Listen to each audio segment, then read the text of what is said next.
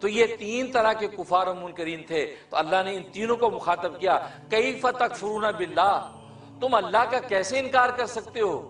تم اللہ کا کیسے کفر کر سکتے ہو، وکنتم امواتا، جبکہ تم اپنی حالت دیکھو کہ تم اموات تھے، فاحیاکم، پھر تمہیں زندہ۔ یہ پہلا جو امواتا ہے، اس سے مراد کیا ہے؟ اس سے مراد یہ کہ ہمارا دنیا میں یہ زندگی کی حالت میں آنے سے پہلے کی جو حالت ہے، ہمارے معدوم ہونے کی جو حالت ہے، ہم اس وقت کچھ بھی نہیں تھے، اللہ نے اس کو موت کہا ہے، کیونکہ موت عدم کا نام ہے، عدم حیات کا نام ہے۔ اس لیے اللہ تبارک و تعالی نے کہا کہ جب تم پیدا نہیں ہوئے تھے تو گویا کہ تم نتھنگ تھے، گویا کہ تم مردہ تھے، موت تھے، تو مردہ حالت میں تھے۔ ایک تو وہ تمہاری حالت تھی، پھر اللہ نے تم پر انعام یہ کیا، کنتم فاحیاکم، پھر اللہ نے اس موت کو حیات میں بدل دیا، گویا کہ عدم سے تمہیں وجود بخش دیا، فنائیت سے بقائیت عطا کر دی، فنا سے بقا کر دیا۔ پہلے تو موت تھے، مردہ تھے، تو گویا کہ ہمارا جس وہ وجود نہیں تھا، اس نہ ہونے کو اللہ تبارک و تعالی نے امواتن کہا، مردہ کہا۔ پھر کہا فاحیاکم، پھر تمہیں زندہ کر دیا، یعنی دنیا میں تمہاری پیدائش و ولادت ہو کہ تم زندہ ہو گئے، اللہ نے تمہیں حیات عطا کر دی۔ ثم یمیتکم، پھر اللہ تبارک و تعالی تمہیں موت دے گا، کہ ظاہر ہے جو دنیا کے اندر موت اس انسان کی آئے گی، 70 سال میں آئے، 80 سال میں آئے، 100 سال میں آئے، 500 سال میں آئے، تو ثم یمیتکم، پھر تمہیں اللہ تبارک و تعالی موت دے گا۔ موت دینے کے بعد ثم یحییکم، پھر تمہیں آخرت میں جب اٹھائے گا قبروں سے، زندہ اٹھائے گا، زندگی اب اللہ عطا کریں گے۔ ثم الیہ ترجعون، پھر قبروں سے اٹھانے کے بعد تمہیں اللہ کے سامنے پیش کر دیا جائے گا، گویا کہ تم اللہ کے سامنے پیش ہو جاؤ گے پیشی کے لیے۔ یہ کیفیات قرآن کریم نے بیان کی۔ سب سے پہلے کہا تم مردہ تھے، موت تھے، پھر کہا فاحیاکم، پھر تمہیں زندہ کر دیا۔ زندہ کرنے کے بعد کہا ثم یمیتکم، اور یہاں پر ثم کا لفظ ذکر کیا، اور ثم تراخی کے لیے آتا ہے۔ عربی میں تراخی، دیر سے ایک چیز آئے اس وقت ثم استعمال کیا جاتا ہے، تو گویا کہ ثم استعمال کر کے کیا فاحیاکم، یہاں پہلے فا امواتن کے بعد فا ذکر کیا، یعنی عدم سے فوراً وجود بخشا، تو فا فوری کے لیے آتا ہے، تو گویا کہ ابھی انسان معدوم تھا، اللہ نے جب ان کو حیات عطا کی تو وہ موجود ہو گیا، تو حیات تو فوراً ملی۔ اب حیات ملنے کے بعد اب موت فوراً نہیں آئی، 70 سال، 100 سال، 500 سال زندہ رہا، بہت لمبا عرصہ، تاخیر کا عرصہ گزارنے کے بعد ثم یمیتکم، اب پھر موت دی۔ ثم یحییکم، پھر موت دینے کے بعد اب قبروں میں انسان جب چلا گیا، ثم یحییکم، پھر لمبا جب پڑا رہا، پھر اللہ یوم معاد کے اندر زندہ کرے گا۔ تو چونکہ سارے فاصلے لمبے ہیں، تو اس لیے ثم کا لفظ استعمال کر رہے ہیں۔ یہاں پر سوال یہ پیدا ہوتا ہے کہ یہاں کا ثم یمیتکم، اللہ بطور احسان کی اس بات کو ذکر کر رہا ہے کہ پہلے تو مردہ تھے، پھر زندہ کیا، پھر موت دی، پھر حیات دی، پھر اللہ کے سامنے پیش ہو گئے۔ گویا کہ اللہ اپنے انعامات کو ذکر کر رہے ہیں کہ بندے پر جو انعام الہیہ ہیں ان کا تذکرہ مقصود ہے، گویا کہ اللہ اپنا احسان جتا رہے ہیں، اپنی قدرت بتانے کے ساتھ ساتھ اپنا احسان جتا رہے ہیں۔ تو سوال یہ ہوا کہ موت تو کوئی احسان نہیں ہے، پہلے والی موت تو احسان ہو سکتی ہے، اس کا تذکرہ کہ وہ انسان نتھنگ تھا، کچھ بھی نہیں تھا، تو بطور احسان اس کو ذکر کر سکتے، دیکھو تم کچھ بھی نہیں تھے، دیکھو میں نے تمہیں کچھ کر دیا۔ تم بالکل مثلا تم بڑے بے روزگار تھے، میں نے تمہیں روزگار دیا۔ اگر ایک آدمی کسی کو کہتا ہے تو اس کے پہلے کی جو عدم کی حالت کو وہ تو تذکرہ کیا جا سکتا ہے، وہ تو کیا، لیکن حیات دینے کے بعد جب اب موت دی، یہ موت تو کوئی احسان نہیں ہے، یہ تو آپ نے حیات کی نعمت چھین کے مار دیا، آپ زندہ رکھتے۔ تو اللہ نے اس دوسری والی موت کو بطور احسان کے کیوں ذکر کیا؟ یہ سوال سمجھ میں آیا؟ تو بطور احسان کے موت کو ذکر کیوں کیا؟ پہلی والی موت کو تو اس لیے ذکر کیا کہ تاکہ بعد والی حیات کی قدر آ جائے، حیات کی قدر آ جائے۔ جیسے دنیا میں ایک ڈاکٹر کہے دیکھے بھائی آپ مریض تھے، بیمار تھے، 10 سال سے بیمار تھے، آپ میرے پاس آئے، آپ کی اچھی تشخیص کر کے دوا دی، آپ صحت مند ہو گئے ماشاءاللہ۔ اب وہ جو ذکر کیا یہ اس نے بعد والے احسان کی کیفیت کو واضح کرنے کے لیے۔ تو پہلی موت تو سمجھ میں آ گئی، لیکن دوسری جو موت ہے جو حیات کی نعمت مل گئی، تو اللہ کہتا ہے پھر تو میں مار دیا۔ تو یہ مار دینا یہ کوئی نعمت تو نہ ہوئی، یہ تو آپ کی حیات کی نعمت چھین لی۔ تو اللہ نے اس اسلام نے جو کچھ پڑھا ہے اس کا ثواب نبی کریم صلی اللہ علیہ وسلم کے صدقے اور طفیل سے تمام روحانی سلسلوں کی اولیاء اللہ کو عموماً، اور سلسلہ چشتیہ، سلسلہ قادریہ، سلسلہ نقشبندیہ اور سلسلہ سہروردیہ کے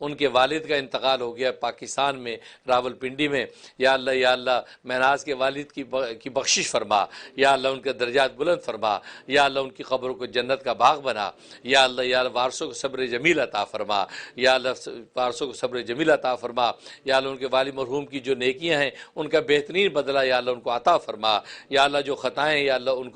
ان کو معاف فرما، یا اللہ ان کی مغفرت فرما، یا اللہ ان کی بخشش فرما، ان کے درجات بلند فرما، اور جتنے بھی مومن مومنات گزر چکے ہیں یا اللہ سب کی بخشش فرما، یا اللہ ان کے درجات بلند فرما، جو بیمار ہیں یا اللہ انہیں شفا کلی عطا فرما، صحت و عافیت عطا فرما، یا اللہ ہماری جسمانی روحانی ظاہری باطنی مادی معنوی تمام بیماریاں دور فرما، یا اللہ ہمیں صحت مند توانا فرما، یا اللہ ہمیں جسمانی صحت بھی عطا فرما، ایمانی صحت بھی عطا فرما، سامانی صحت بھی عطا فرما، یا اللہ ہر اعتبار سے یا اللہ ہمیں ظاہری باطنی دولتوں سے مالا مال فرما، یا اللہ جتنے حاضرین یہاں موجود ہیں اور جتنے ناظرین دنیا بھر سے ہمارے ساتھ دعا میں شریک ہیں یا اللہ سب کی جائز مرادیں پوری فرما، یا اللہ ان کو نیک مقصدوں میں کامیابیاں عطا فرما، ان کی پریشانیاں دور فرما، حاجتیں پوری فرما، یا اللہ ان کا آپس میں الفت و محبت پیدا فرما، یا اللہ جو بے اولاد ہیں ان کو نیک صالح اولاد عطا فرما، جو صاحب اولاد ہیں یا اللہ ان کی اولادوں کو نیک صالح بنا، یا اللہ ہمیں ہماری بیوی بچوں کو ہماری نسلوں کو